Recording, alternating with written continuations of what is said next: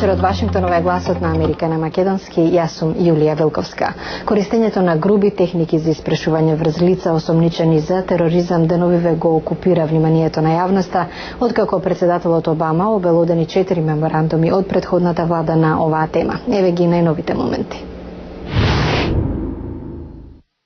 Американскиот председател Барак Обама вчера кажа дека останува на главниот обвинител Ерик Холдер да реши дали кривично ќе ги гони лицата од претходната влада на председателот Џорџ Буш, кои одобриле груби техники на испрешување на лица осомничени за тероризам. Но подвлече дека е против гонење на оние кои го вршале испрешувањето согласно правните упатства од претходната влада.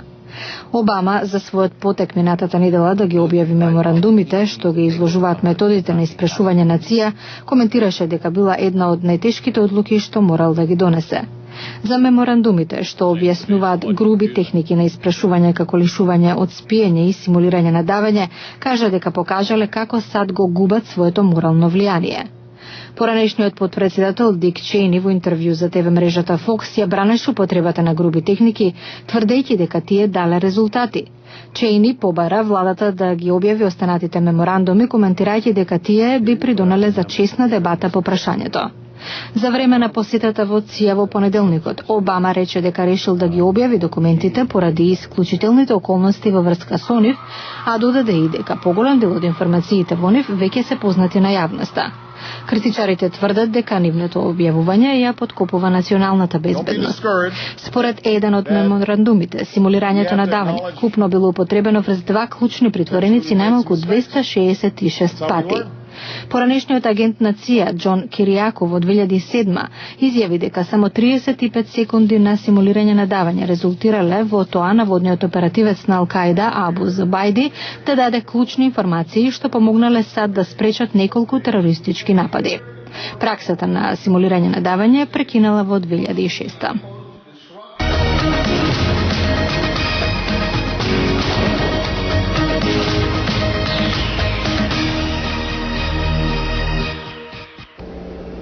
Поголем дел од банките во САД располагаат со доволно капитал, а владата со доволно средства за да им помогне на оние кои немаат. Сепак, на вчерашниот распит во Конгресот, секретарот за финансии Тимоти Гајтнер истакна дека банките и натаму се соочуваат со проблеми да даваат кредити како од периодот пред кризата.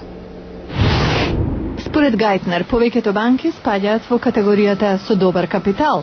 Во владината програма за помош на банките се уште има 135 милиарди долари, а започнала и да се враќа довербата во финансискиот систем.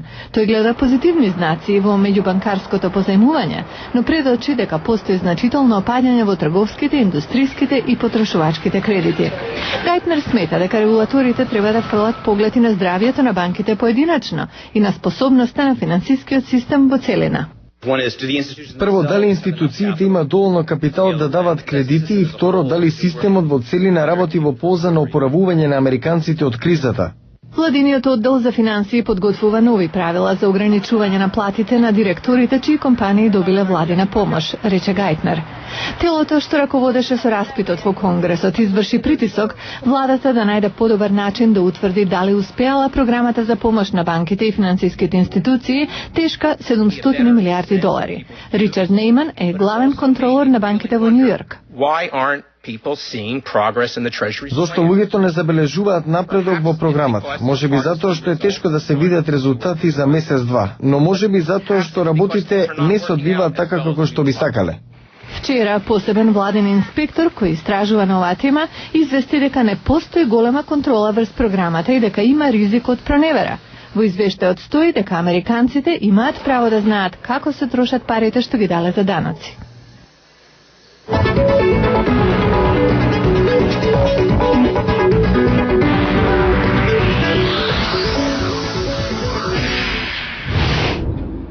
NBA плейоф вести. Кливленд Кавалиерс ги победија Детройт Пистонс со 94-82 и поведоа со 2-0 во серијата. Леброн Джеймс постигна 29 коша, 13 скока и имаше 6 асистенции. Третиот меч ќе се игра во Детройт во петок. Во рамки на западната конференција, Лос Анџелес Лейкерс беа подобри од Јута Джез со 119-109. Коби Брајант беше најдобар стрелец со постигнати 26 поени. Председателот Обама за денот на планетата Земја во сојузната држава Ајова го промовира својот план за користење и развој на алтернативни видови на енергија. Во Њутон, град особено погоден од економската криза, Обама со посетата на постројка за енергија од ветар ја подвлекува врската меѓу креирањето на работни места и производство на чиста енергија, што би можело да намали американската зависност од странска нафта. Организацијата Заедничка визија од Калифорнија ја шири пораката за заштита на животната средина во оваа сојузна држава. Еве некои од активностите на незините членови во едно училиште од Лос Анџелес. Преку музика, танци и забавни активности, доброволците на Заедничката визија им ја пренесуваат пораката на учениците колку важна ќе биде заштитата на животната средина во нивниот натамошен живот.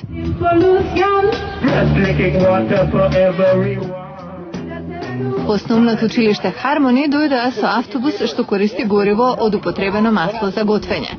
Им помогнаа на учениците да засадат овошни дрвја, исто како и во голем број други училишта ширум Калифорнија. Научивме како да садиме дрвце и да рециклираме. Да рециклираме. Целта на Заедничка визија е учениците да се занимаваат со еколошките прашања на практичен начин. Меган Ватсон е директор на организацијата. Аспектот е преку игри и забава да научиме како да действуваме, да прославуваме, да соработуваме како заедница. Учителот Салвадор Сотело коментира дека учениците не останале настрана. Уживаат да ги извалкаат рацете во почвата и така да научат колку е важно да се садат дрвја и да добиваат плодови од нив. Волонтерите на Заедничка визија во рамки на редовната годишна турнеја вака допреле до 40.000 ученици со кои во текот на изминатите 5 години заедно посадиле дрвја во вкупно 100 училишта. Тоа е се што ви подготвивме за ова издание. Ви благодарам на вниманието. Ова беше Гласот на Америка на македонски и ТВ журналот Ньюс Флеш. Јас сум Јулија Велковска. До гледање.